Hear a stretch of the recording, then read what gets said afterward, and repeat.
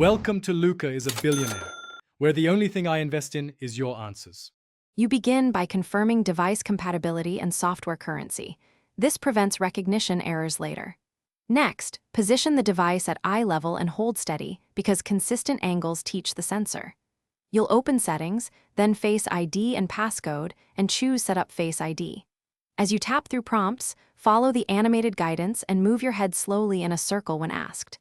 This captures multiple angles. Once done, the system builds a reliable facial map for password unlocking and app authentication.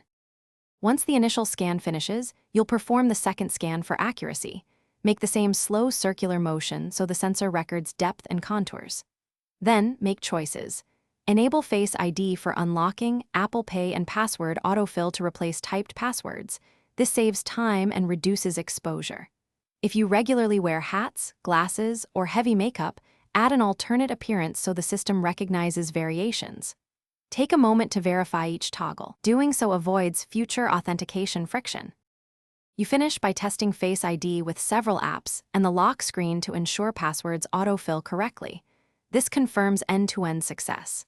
If recognition feels strict or too lenient, tweak attention-aware settings to require your gaze or relax the requirement, because balancing security and convenience matters. If Face ID fails repeatedly, reset Face ID and re-enroll in bright, even lighting. This clears false data and rebuilds a clean facial map. One quick tip: clean the true depth area if scans look blurry.